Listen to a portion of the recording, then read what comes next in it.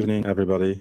The upcoming talk is titled Listen to Your Heart, Security and Privacy of Implantable Cardiac Fu, and will be delivered by E7P, who is a PhD student at the Max Planck Institute, and Christoph Staatjohan, who is also a PhD student, but at the University of Applied Sciences Münster, where he also teaches security and medical devices. This talk will also be translated in German. Diese Vortrag wird also simultan übersetzt in Deutsch. And that's also the extent of my German. I would say E7P, over to you. Yeah, thanks a lot for the nice introduction.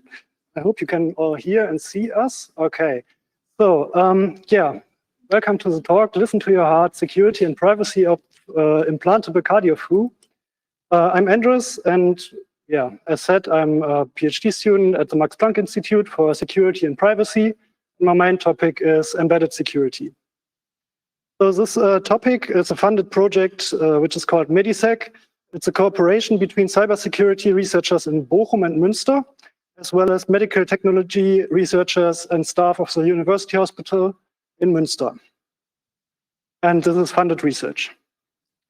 So to start off, we want to give a quick motivation what our topic is about.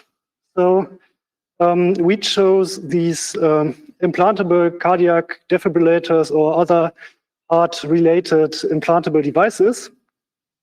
And there are different kinds of these. So there is, first of all, the classical heart pacemakers, which every one of you should already heard about. Then there's also implantable defibrillators, which have other applications, actually. And there are also heart monitors just for diagnosis. And yeah, as these implants are inside your body, they pose a high risk for threats. And also they have communication interfaces that are similar to these of the Internet of Things. Also, we want to talk a bit about the ethical arguments. So when asking why hacking medical devices, well, first the obvious thing is, yeah, there's a long device life cycle in the medical sector, presumably because of the strong regulations and required certifications for medical products. So it's, yeah, more optimal to keep these devices as long as possible on the market. And yeah, for this reason, it's also sure that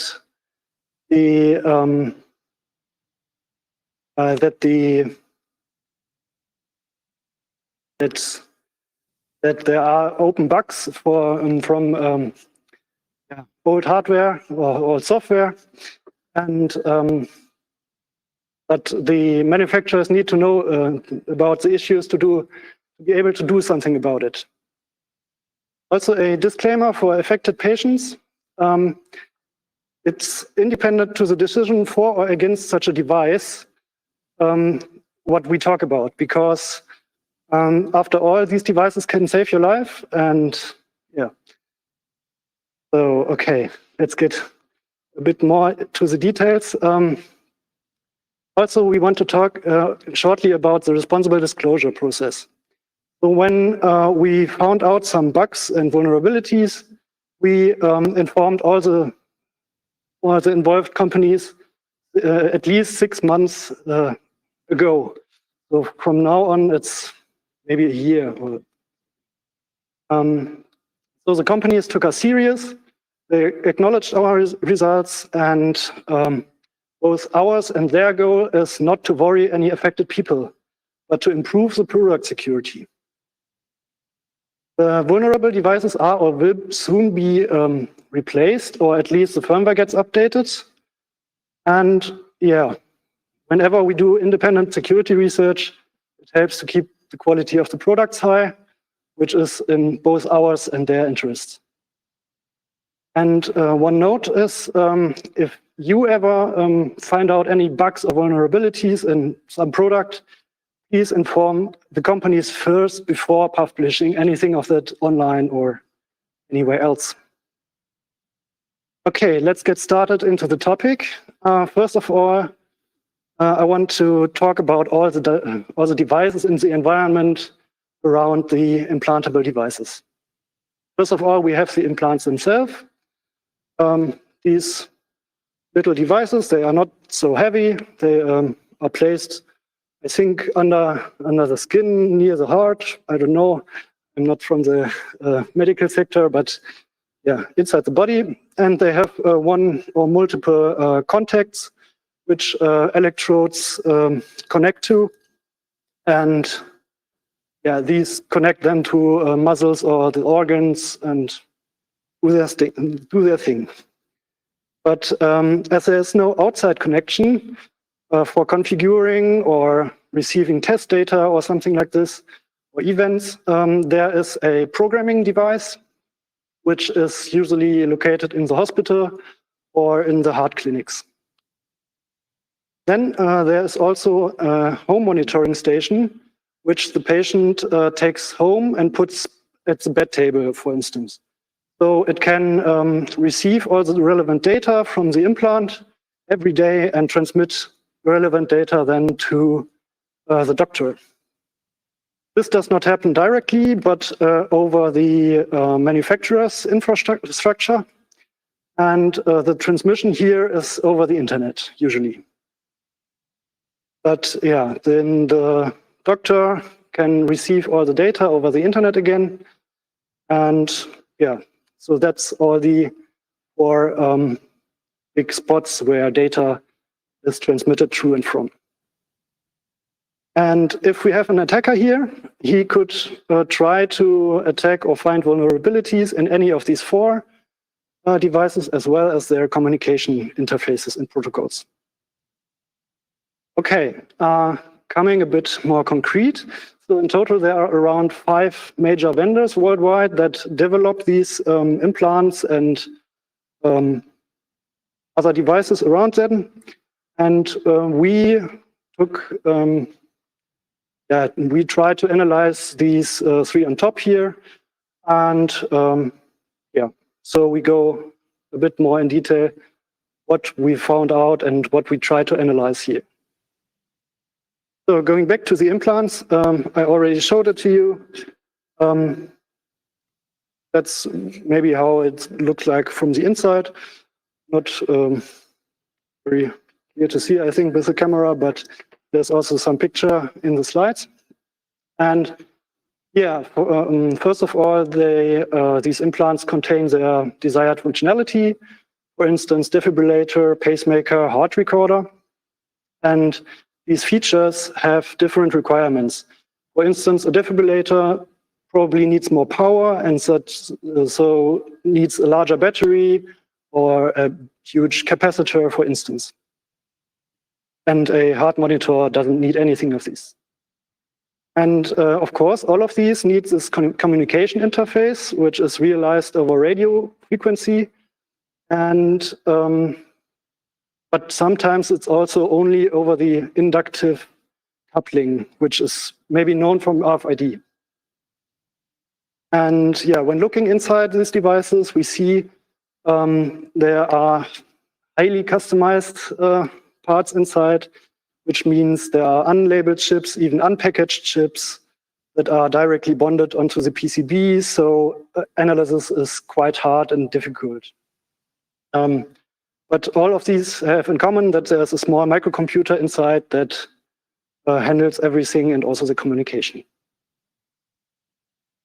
Yeah, then there are these home monitoring units. I just get one here. Looks like these, and they, as I said, they sit on the bed table and transmit the data on a daily basis to the doctors.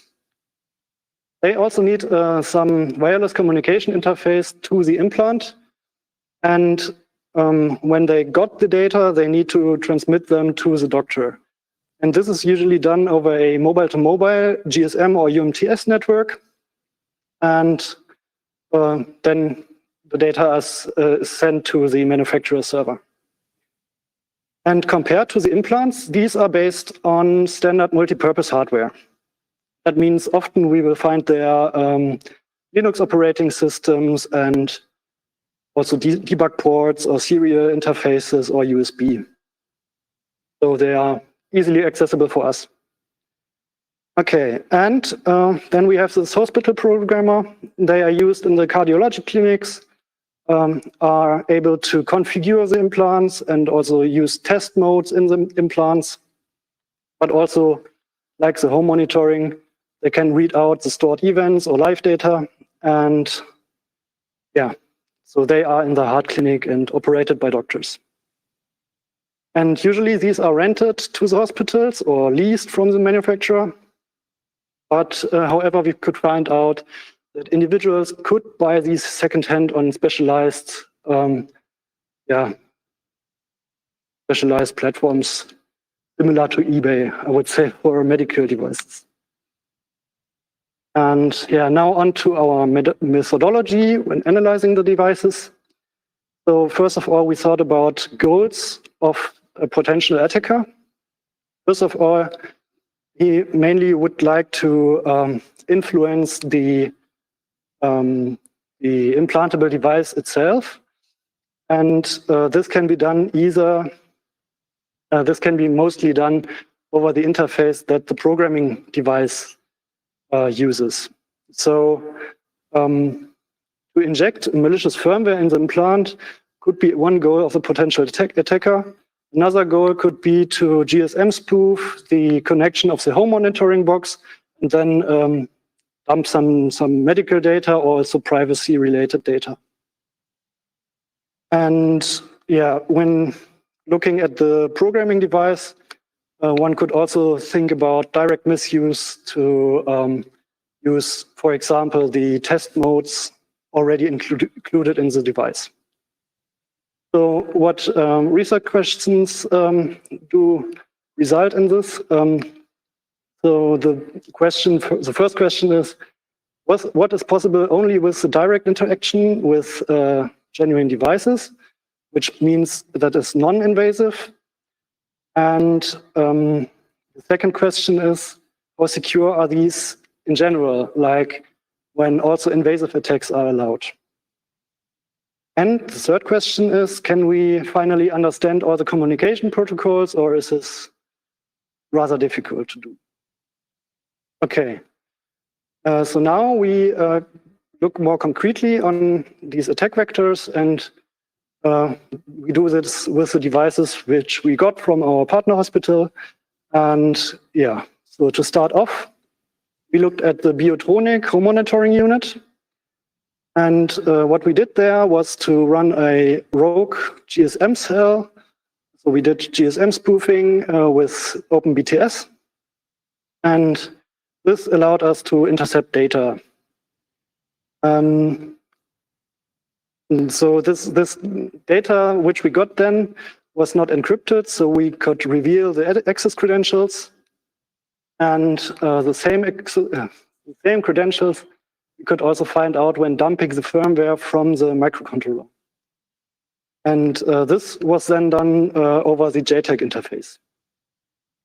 This firmware, which we got there, could be reverse engineered with Hydra, which is an open source tool for reverse engineering. And what we found there was also an AES cipher implementation, which is mainly used for authentication steps. Also, the firmware contained the credentials and thus the internet domain cm3homemonitoring.de. But according to the manufacturer, this domain is only used as an authentication realm. However, they were kind of surprised when we told them that actually they are using the same domain for other services. But I hope they won't do this anymore. So yeah, this should be fine. Okay. Next up is the Medtronic home monitoring unit. The approach there was similar to the Biotronic home monitoring unit. What we found there was that a spoofing attack was not quite possible because this Medtronic home monitoring unit uses a mobile-to-mobile SIM card, which is on an intranet, locked down on an internet or VPN you could think about this. And so we couldn't get a connection to the original servers. And however, we found also on a weblog post a documented method to find out about the encryption password, because the firmware of the device is encrypted. And yeah, turned out that it was a embedded Linux system, which we could also influence when opening up and tearing down the device, taking out, I think it was an SD card, and then overriding some files. And here on the picture, you can also see where we could display an image on the screen of the device. This was done using some debug messages because it was an embedded Linux again. So here we got also the server backend addresses, also in the firmware, but more to that later. The third device which we analyzed was this Boston Scientific programming device. You can switch the camera so we can see it more clearly here. Okay. Yeah, so this rather huge device we could buy for around $2,000 US from this auction platform. And we could also tear this down because it's never used anymore for real productive cases. And yeah, there we found a hard disk inside. And there's also a Linux system on it, which I think is from 2002, in the slides, yeah. And the device itself is a Intel Pentium-based device, which is designed in 2004, and the software is from 2011. So quite old, right? But yeah, so that's, I think, the thing about this device. The Linux kernel, so the Linux system in the device also contained a window manager, the tiling window manager, and using the modifying files or shell scripts on the hard disk allowed us to also start the TWM tiling window manager on certain actions. So from there on, we could simply open up an Xterm shell and then have root rights. Okay. So maybe I will show it in the live demonstration later. Also, we found some region log configuration file, which we could also alter to allow to connect to any radio frequency which implants used around the world. And yeah, as the Linux kernel is so old, probably further exploits are likely possible, but the device is luckily being replaced right now. So that's what Boston Scientific told us. Okay. One nice thing about this device is that we found also a x86 binary, which is called check dongle on the hard disk. And this check dongle small binary, it just looks for direct connections on the printer port. And when reverse engineering these direct connections, we could rebuild a genuine dongle. Okay, so with this dongle, we were then able to also change this RF region setting inside the general menu of the device. But we could also boot into either the integrated firmware upgrade utility over some special USB drive additionally, or we could access the BIOS configuration and boot from different devices. This, of course, could leak stored treatment data and personal data of the patients that are stored maybe on the hard disk itself or later on when something is modified. Okay, so now I have prepared a little dive demonstration with this programming device. Maybe the guys from the camera operation can switch to the live feed from the device itself. You see what I see here. And first of all, I will quickly show how the device itself works. And first of all, you just put this antenna on one implant, and then the interrogate button leads to starting the specific software for the implant. As you already see, the tiling window manager also started. So when we want to, we can start an Xterm terminal. And when connected to a keyboard, we can also type in something and we are root. Also, in this standard interface, now we can access some test modes or settings of the implant. But I'm not really into it, so let's skip this part when setting or doing some stuff here. But what else we could do now with this security dongle?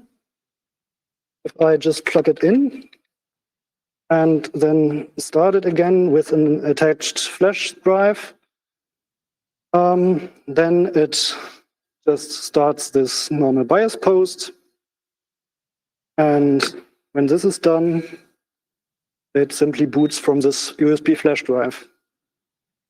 One special thing about this flash drive is I had to find one which supports USB 1.1 because the hardware is so old, but finally I got it working to boot from this USB drive.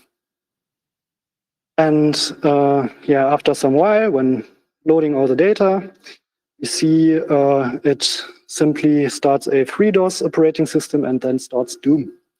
So now we can simply play Doom on this on this programming device from a hospital. So quite interesting, right? Okay, I think you can switch back to the slides, please. Okay. So now that was this programming computer. What else is missing is the server infrastructure between the home monitoring and the doctor. First of all, we looked at the home monitoring access to the manufacturer. And when looking at the credentials, or rather the HTTP domain or IP address, I don't know, in the home monitoring system of Medtronic, we were able to access the HTTP web server, which the data is, I think, using a post request is transmitted to the server. However, whatever we sent to the server resulted in a blank page with a status code 200. So no matter what we sent, right? We could also send some really, really incorrect data, but it doesn't matter. It just keeps this blank page. So this seems to be a measure against this misuse. And maybe it's not so bad to do it like this. However, I don't know if we looked for any encrypted stuff there. Probably it's only tier S encrypted or something like that. Okay, and then the doctor also gets the data from the manufacturer server. So this is also usually done over a web interface, which we learned from our partnering hospital. And when looking around there, we thought it's not that bad because there is a typical login, username, password, authentication included. And then we stopped there because these are productive systems and we wouldn't want to do some SQL injections or something like this because it's a really productive system and probably life-depending monitoring is running there. So we didn't want to risk anything. Right, so better stop there and let it be. Okay, so but from the first look, it looked quite okay-ish. Okay, so a quick summary about all these findings on the technical aspect. There are several security vulnerabilities in different devices. Yeah, sure. Patients could be harmed when therapy-relevant data is manipulated. However, usually there's a doctor in between. So whenever the doctor gets some information that something is wrong or something like this, then probably he would look and find out what is wrong here. And yeah, we also found out that it's possible to access medical devices. So yeah, we got this programming computer for $2,000 US, which clearly shows that maybe not a good practice to simply rent or lease these devices, but maybe design these at most secure as possible. And yeah, maybe some countermeasures, what can be done to make it better. First of all, regular software updates and maintenance could resolve most of these issues. Also, it would be nice to include some medical professionals in the product engineering phase, because some test modes maybe aren't that relevant when the implant is finally inserted in the body after surgery. So then nobody needs this test mode anymore, for example. And last of all, but not least, please make use of state-of-the-art cryptography and PKIs, and maybe also open protocols to improve the security and develop something that is as secure as it gets. Okay, so this is, I think, the technical part, and I would like to hand over to Christoph, who will tell us something about the GDPR requests and responses and nightmares. Yeah. Yeah, thank you. So my name is Christoph Satjan from Münster University of Applied Science, and I will tell you something about the privacy part here, so the privacy stuff. Because as you already heard, there's a lot of data included in this complete ecosystem. So there's some data flowing from the implantable device to the home monitoring service, and then going further to the internet, to the company of the devices here. And our question was, okay, what can we do here, or how can we take a look into the data processing here? How can we look into the processes of the company? What would they do with our data or with the patient data? And we use the GDPR for this. So the GDPR is the General Data Protection Regulation. It was put in force in 2018. So it's not so new. It's, yeah, during our study, it was 2 or 3 years old. So we thought the companies are still or already prepared for such stuff. And with this GDPR, the user, or in our case, the patients, can obtain some information about the process data. And with the Article 15 of the GDPR, the patient can ask about the purpose of the processing, the categories of the data, and the recipients. So, for example, some subcontracts who will get the data from the patient and compute something with it, or just yeah, convert it to some PDF or put it on the web interface for the doctors. So that's some typical part or typical task for some subcontractors, so some other recipients who will get the data. With Article 20, it is possible to get a copy of the data itself. So the patient can ask the company, yeah, please give me a copy of all my own data. I want to look into it, or I want to move it to a different company. And for this moving from one company to a different company, it's called data portability. The data must be provided in a commonly used machine-readable format. And machine-readable format does not mean PDF, for example. For our topic here, for the medical things, commonly used formats may be DICOM or HL7, and not PDF. The GDPR also defines the maximum answer time. So every request from a customer should be answered in a maximum of 4 weeks. If it's a real complex thing, a complex request or something like this, it might be extended up to 3 months in total, but the customer has to be informed about the extension and also the reasons for the extension. The last point is that the GDPR defines 2 important roles for the following parts of the talk here. First is the data controller. That means the data controller is responsible for the complete data process. He might want to share this data with some other recipients or subcontractors or subsidiaries of the company. Then the other recipient is called the data processor, and he will process the data, but responsible for this process is the data controller. So that's important thing here. The data controller is responsible, whatever happens, he has to answer the requests. So with this GDPR methods here, we thought about what can we do, and our thing was that we acquired some patients with some implanted devices, and we sent some GDPR inquiries in their names as a company. So we tell the company, okay, we are patient XY, and we want to know something about our data, and we want to have a copy of our own data. And of course, now you can argue, okay, now we are handling some very sensitive medical data here. So we have to keep our study here, our case study itself, GDPR compliant. So we talked to our data protection officer, told our study design here. We set up some contracts with the patient so that we are self-GDPR compliant. Hopefully it works out. So no one, so we got sued. So I think it worked out. At the end, we were waiting for the answers of the companies and the hospitals, and of course, analyze the results. So we looked on the completeness. So we thought about, is this data set, is it complete? Or have the company some other data which were not provided?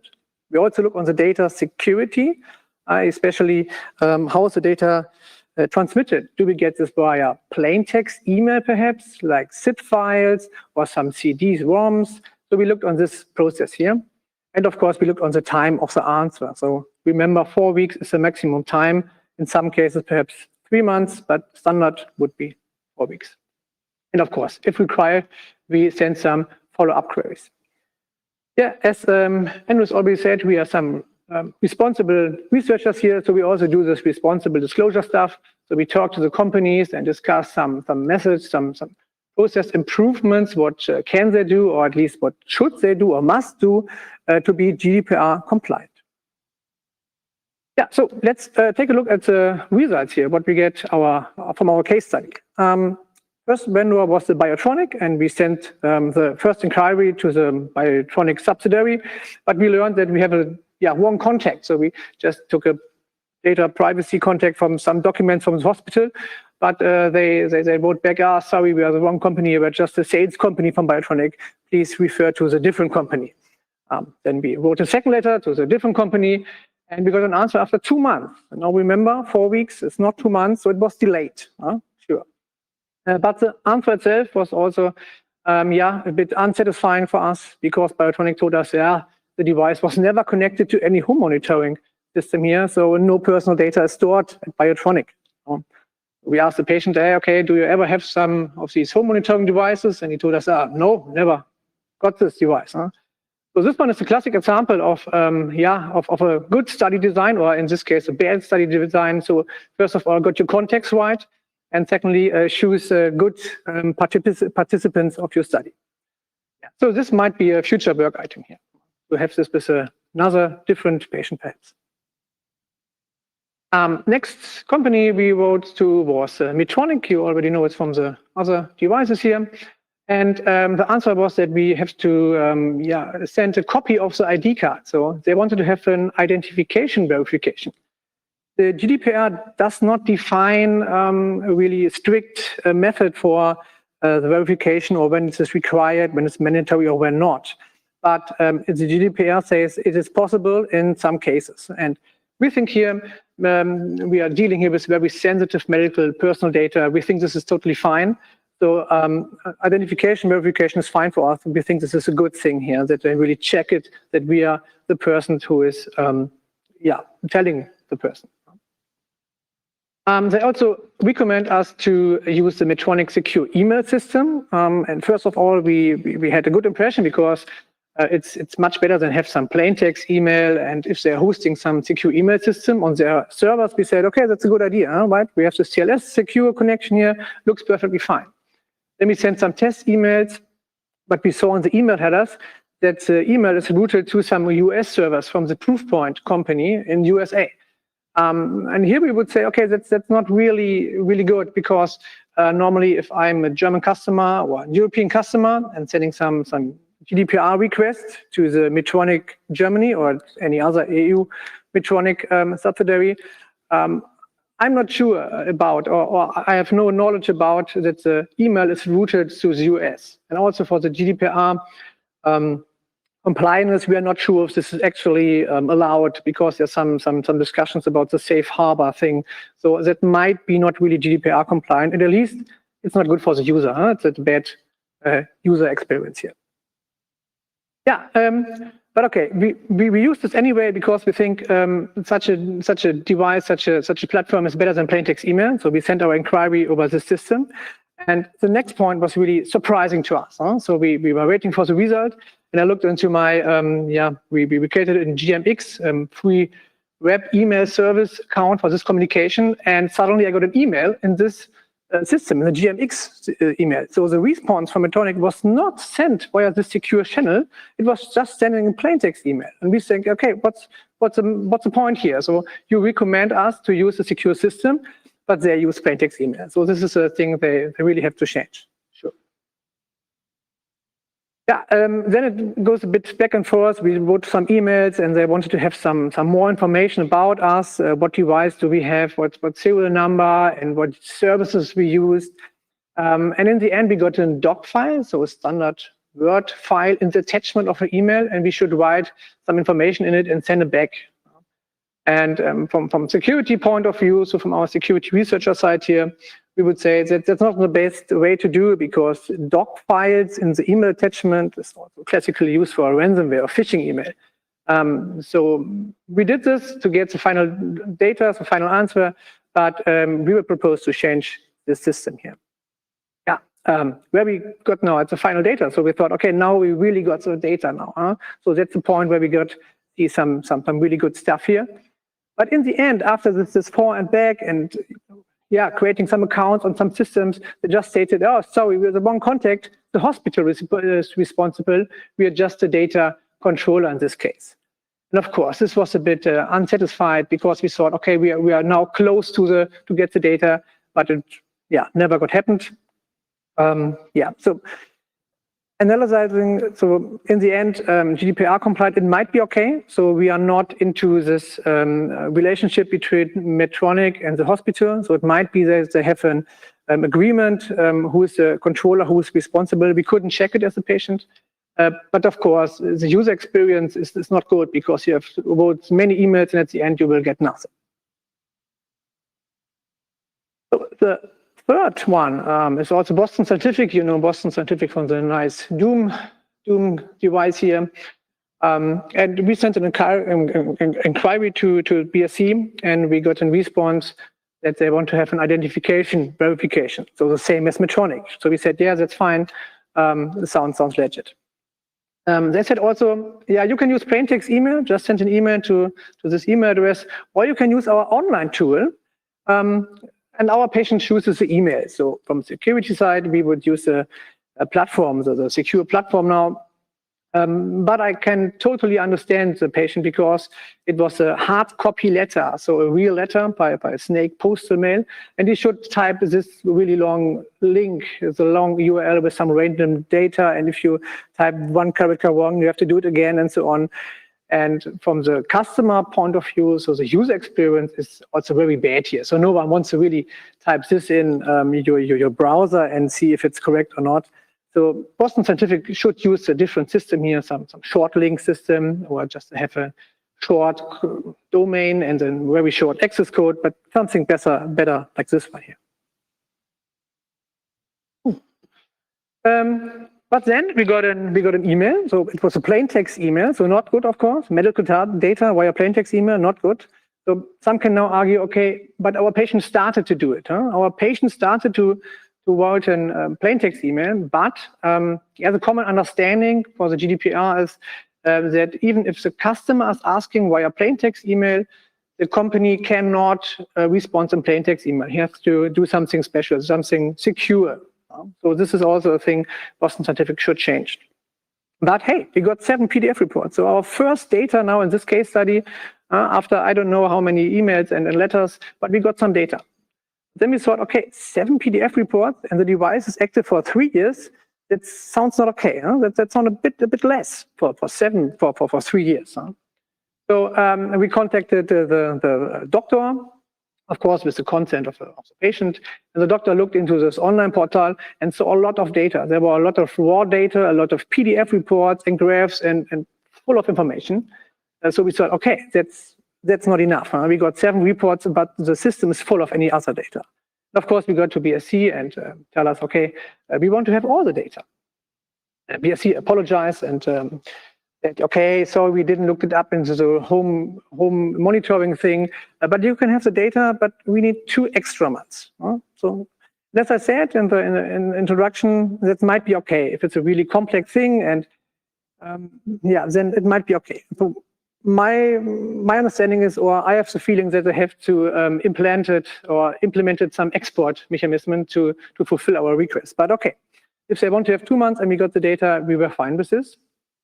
Yeah, and now final data within this extended deadline. So they did this in the deadline.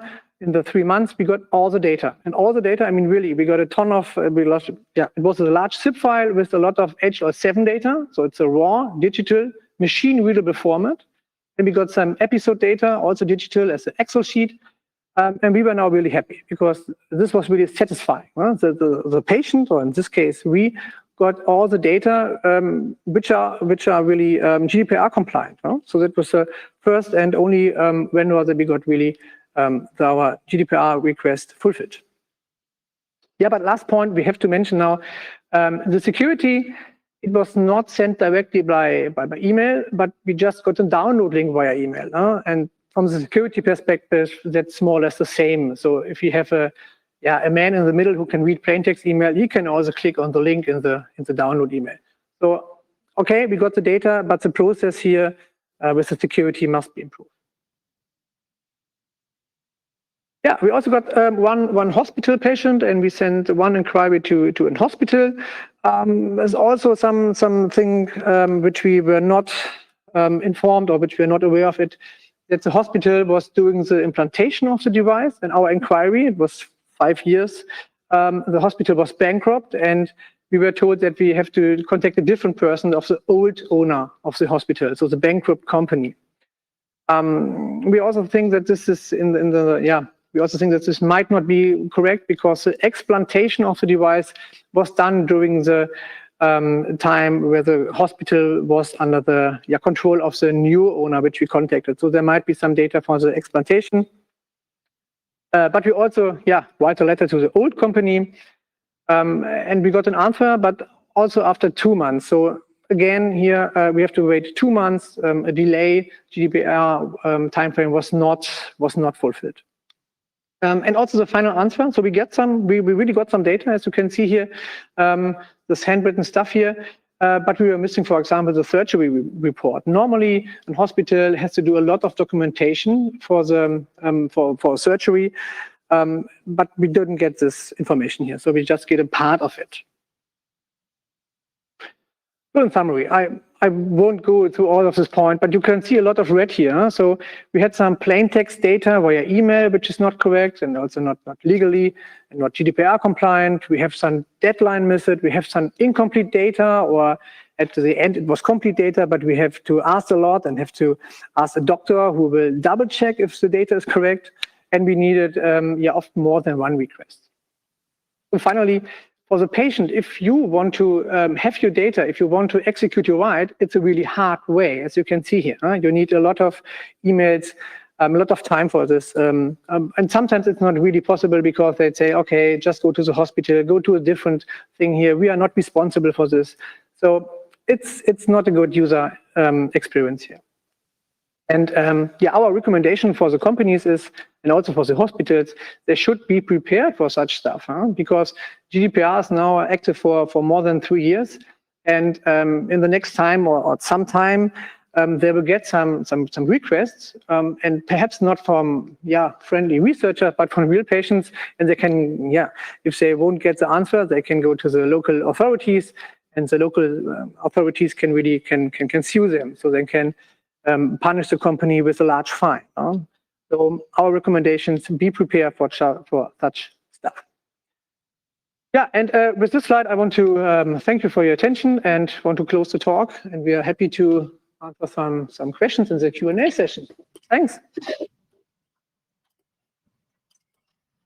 Thank you very much. I have a bunch of questions from the internet. The first one is, did you analyze binaries only, or did you have any access to source codes? And did you ask any manufacturers? Please repeat the question. I didn't get it because of some bad internet.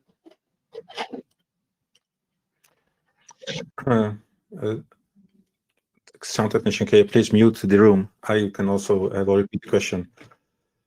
The question is, you analyze binaries only, or whether you obtained a degree of access to the source code?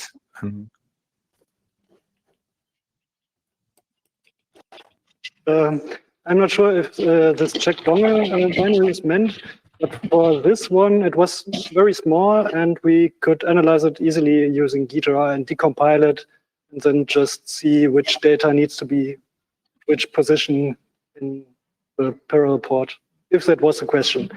I think the other binaries from the home monitoring systems, or which you concretize.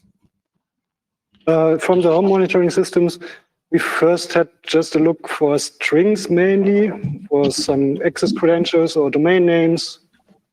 And yeah, I think we did not do that much decompilation in any other stuff. But the whole software of the programming computer is in obfuscated Java. And this is, I don't know, it's just-in-time compiled obfuscated Java, and I didn't find a good way how to deal with this.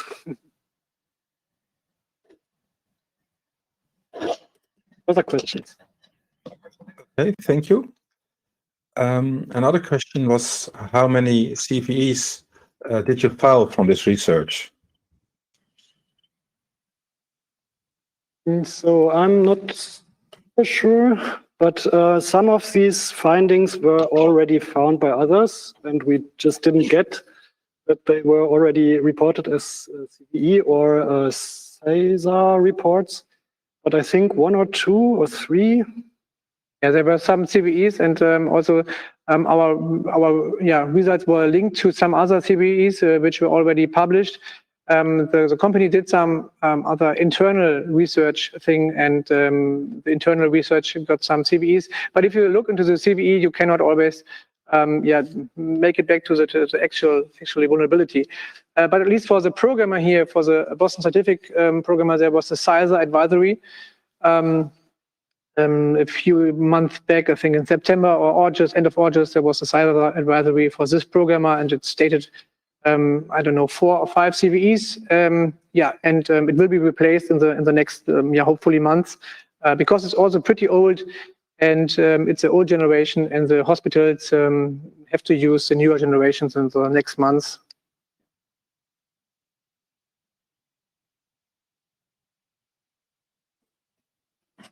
You mentioned the cooperativeness of the manufacturers on the subject access request. But how cooperative were they on the technical side of what you tried to report and disclose? Over to you.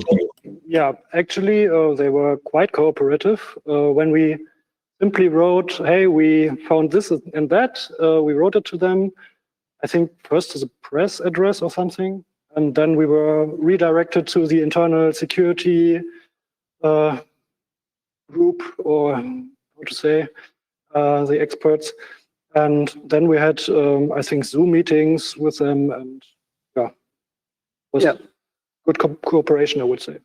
Yeah, really. I think also it was a good communication on the same level here. So it was really the goal from all that we, of course, don't threaten the patients, but get the product more secure. I think it's also some point of the regulation, like the CESAR in the US. If they have some vulnerabilities, they have to change it. So that they also get some pressure from the regulations, and they really want to change some things. So that's my impression. And the discussions were really well organized, well structured, with a lot of people who were really deep into the topic. So we asked some questions, and we got really deep insights into the products here. They're very, very helpful. So I think all of the companies offered some jobs for security analysts. Oh yeah, correct. Yeah. If anyone is interested in jobs at Boston Scientific or Medtronic or Biotronic, just ask them. Just check a device and you will get a job for that. I don't know.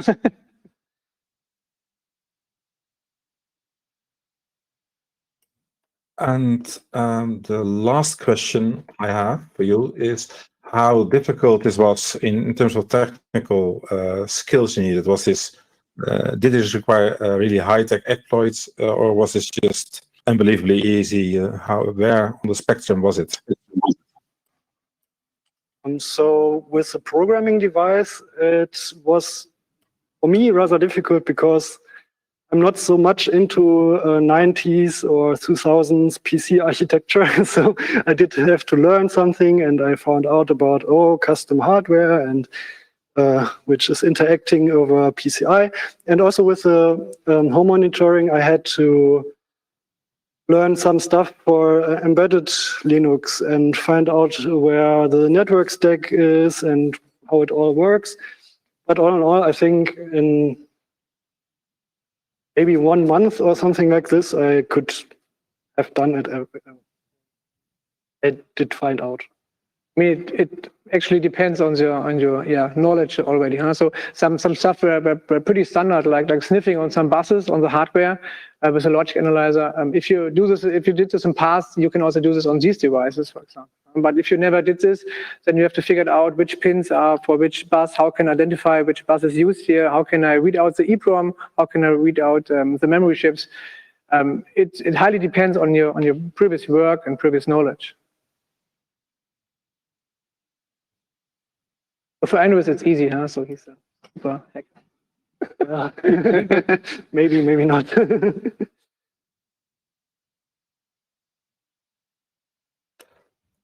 Okay, thank you. I think this concludes this session. Thank you both for this interesting presentation. We'll see how your research will bring further fruit. Thank you. Thanks for being here. Yeah. Or being remote there. And next time, hopefully in live and present. Huh? Hopefully. Okay. Bye-bye. Yes, that will be so much better than this. Bye-bye.